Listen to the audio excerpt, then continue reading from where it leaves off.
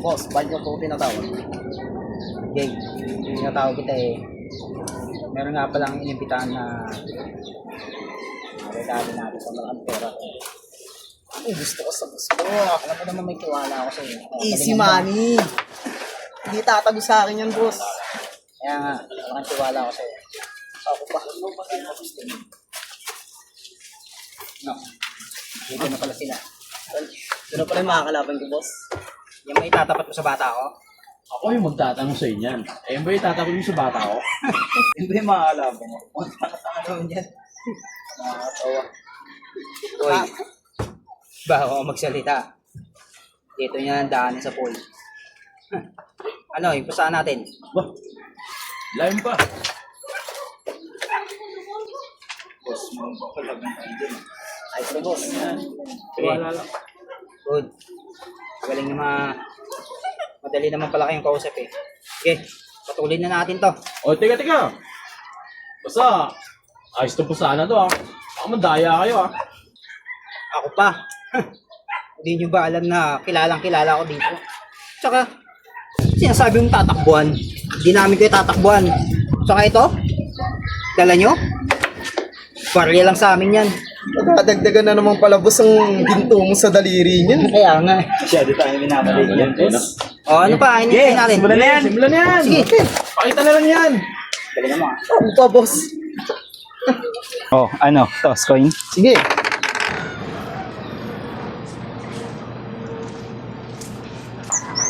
Paano ba yan? Ako sa Sargo. Sige, mauna ka na. Sino pala yun? Wala nang pumasok. Ay, sa akin po. Sure na naman ang boss ko. Ano ba yan? Ako na.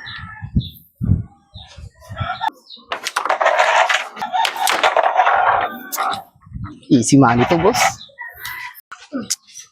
Sorry, boss. Bumasket. Wala yan. Huwag mo na mapanghinaan ang loob. Isa pa lang. Ay.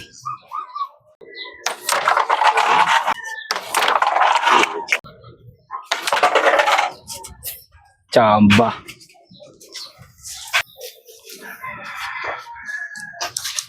Bintira mo na yan, boy. Tignan natin. Manood ka. Yun, sumablay! Chance mo na ah. Thank you pa. Ba, alam mo, nanalo ka sa akin. Puro chamba lang tira mo. Sinuwerte ka lang, sumablay ako. 1-0. Boss, mukhang sure win na tayo. Sinabi ko naman sa'yo, walang binatbat yan sa'yo eh. Kaya mo yan. Ang puro angas lang pala yan eh. Tapusin mo na. Magtiwala ka lang. Hindi ko nanalo. Ayos eh.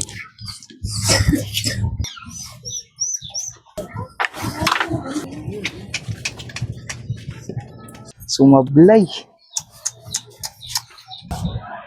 Boss, sure win na tayo rito.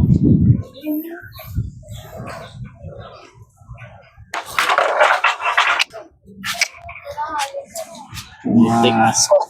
Ano ba yan? 1-0. Kailangan bawi mo to sa susunod na round ah. Sige, boss.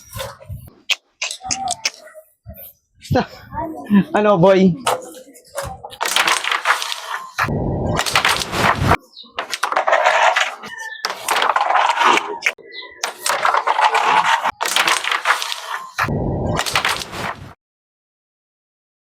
Boss, paano ba yan? Last ball na tayo. Trying pa ba yan?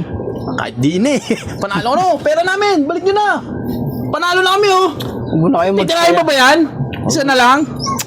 Sure win na to eh. Tanggal ang Yan, yabang mo ito. puro kasi yabang. Huwag din yan, sasablay yan, boss. Ay, yung sumablay, boss. Nangyari! Sinablay mo! Ngayon, Sorry, boss. tignan natin kung sino man nanalo. Gagawin kong mali na yan, boss. Galingan mo ah. Siyempre. Bagong ginto na naman. Sana all.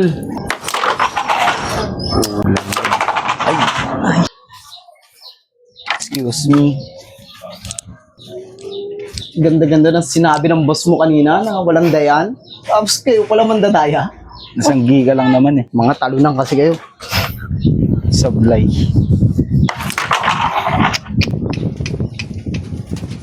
Ay, pumaski. Tabi dyan, tabi.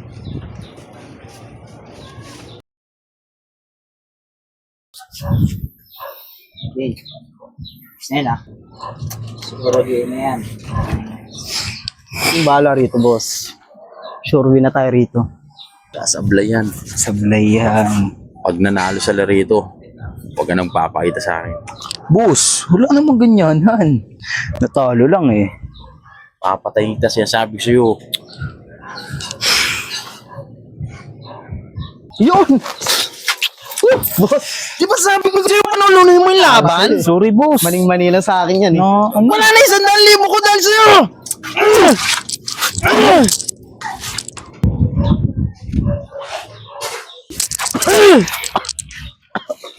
Hoy! Bakit dito magulo? Mga talo na, magsilasa kayo dito. Tara na!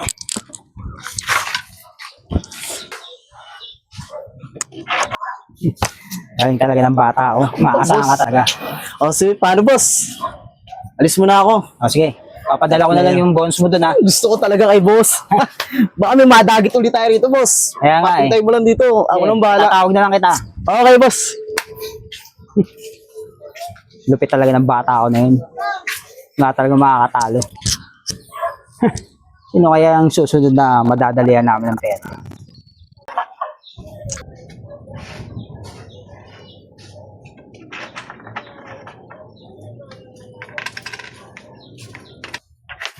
Boss, magandang gabi po. May pakikiusap lang sana ako eh. Ano yun? Gusto ko pong ipaampon sa inyo yung anak ko. Ha?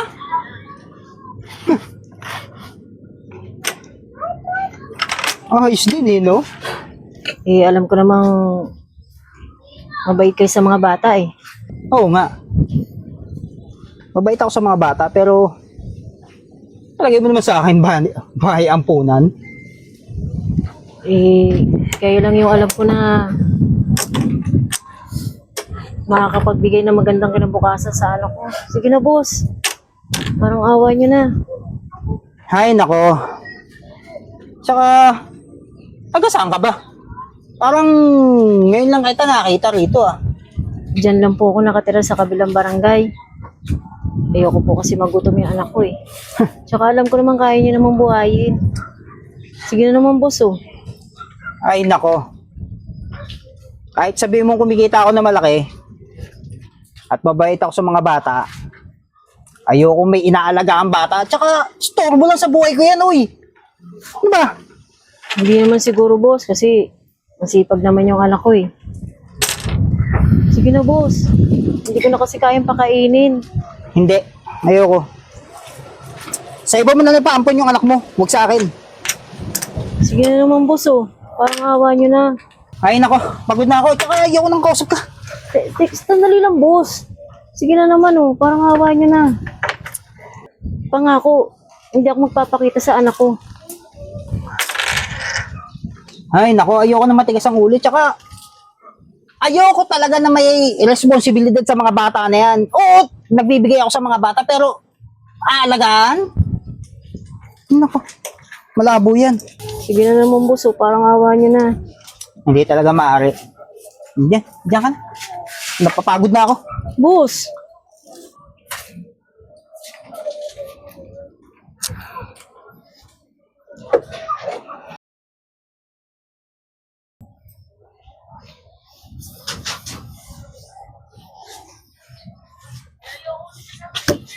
Ginagawa mo sa pulang ko. Boss, baka sakali kasing sa para na to anggapin niyo na po yung anak ko.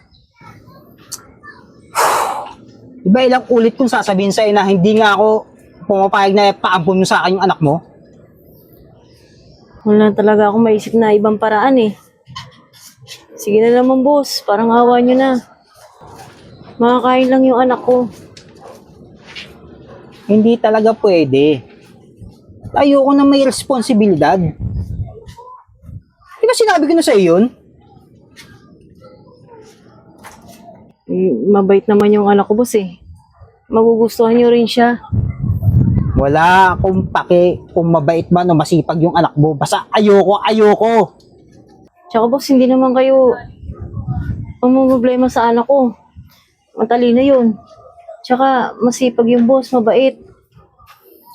Sige na naman boss oh. Pag-iisipan ko. Pero kung tulungan na lang kaya kita, bigyan kita ng pera, para ikaw yung bumuhay sa sarili mong anak, hindi yung kani-kanino mo pinapasa yung anak mo. Eh boss, hindi rin naman makakapaghanap buhay kung kasama ko siya. Ay nako. Basta ewan ko. Diyan ka na lang. Marami pa akong gagawin.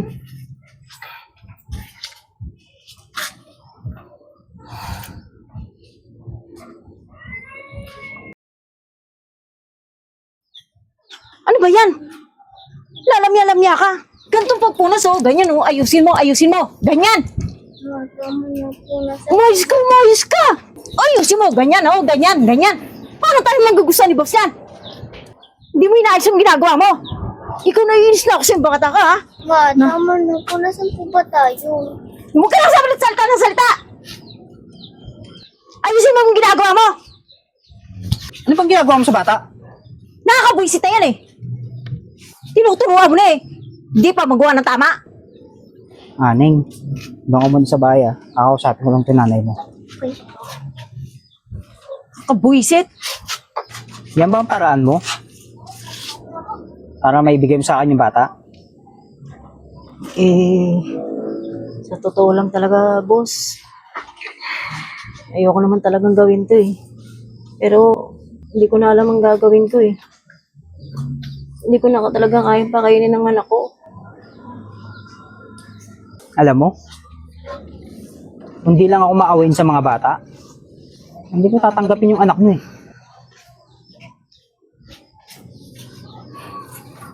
Kayo na kung bahala, boss. Hayaan nyo. Hindi na ako magpapakita sa inyo. Okay, pumapayag na ako na mapasakan yung anak mo.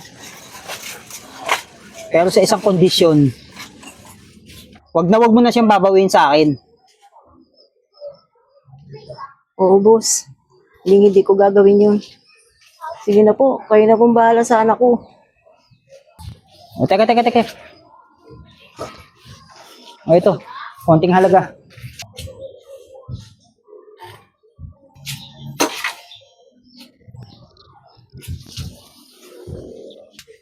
Hindi, boss. Hindi ko matatanggap yan. Basta alagahan nyo lang po mabuti ang anak ko. Masaya na po ako. Alam ko nasa mabuti siyang kalagayan. Salamat po uli. Alis na po ako.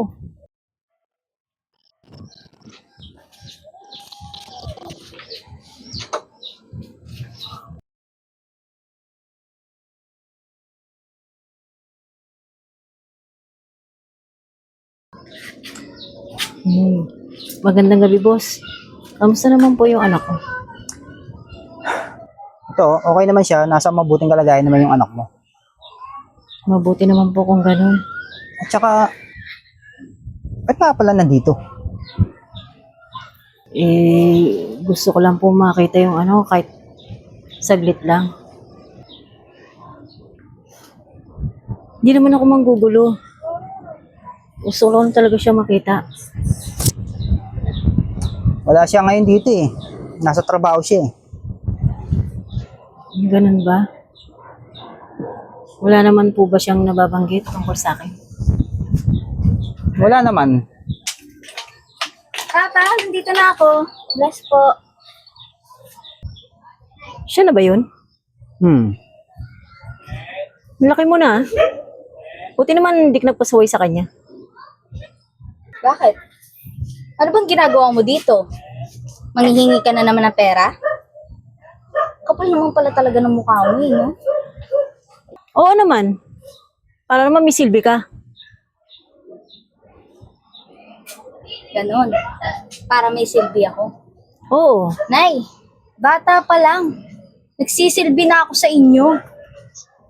Tapos sasabihan niyo ako ng ganyan? Proud pa kayo. Eh kaya nga kita binenta dahil pabigat ka na sa akin. Ay, kahit kailan hindi ako naging pabigat sa inyo. Kayo lang naman ang nagsasabi niyan eh. Yun ang akala mo. Dahil iniwan ka sa akin ng ama mo, ni wala man lang binigay sa akin. So ano yung pakakain ko sa'yo? Di benta kita! Para may silbi ka. Alam mo, nagsisisi nga ako eh. Bakit ikaw pa yung naging nanay ko? Mas nagsisisi ako kung bakit naging anak pa kita. Alam mo ma, nagpapasalamat pa nga ako sa ginawa mo eh. Kasi binenta niyo ako kay Papa. Tignan niyo, ang ganda na ng buhay ko. Eh di good for you, di ba? At least maayos ang buhay mo. Oh, siya. Tignan nyo na yung usapan yan. Wala rin naman kay hinatnan yan. Oh anak, alam kong pagod ka na eh. Sige, magpahinga ka na sa bahay. Sige po pa. Hmm. Sunod na lang po kayo ha. Sige.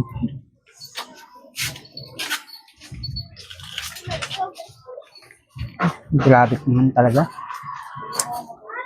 Ba't ka ganyan sa anak mo? Hanggang ngayon ba? Na malaki na siya? Ganyan pa rin yung mga sasabihin mo sa kanya? Alam mo boss, sa totoo lang, ayoko naman sabihin yun eh.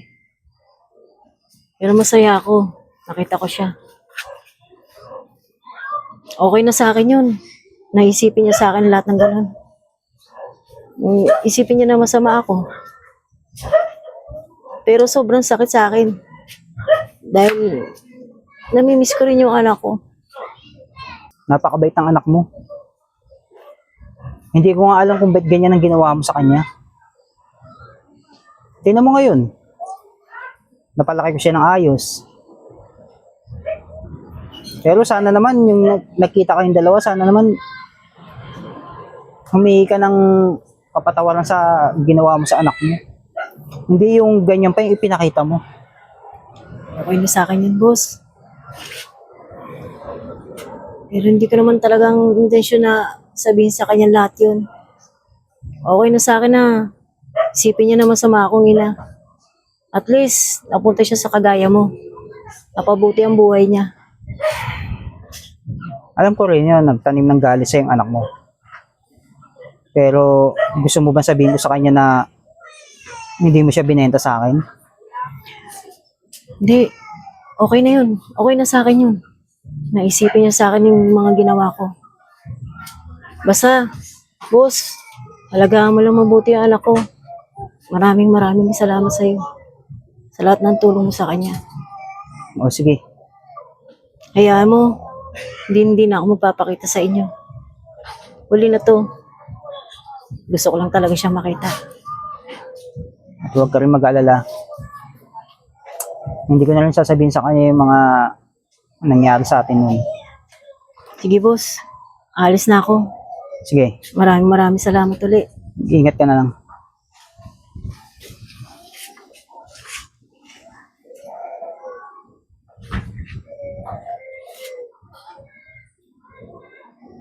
Kat,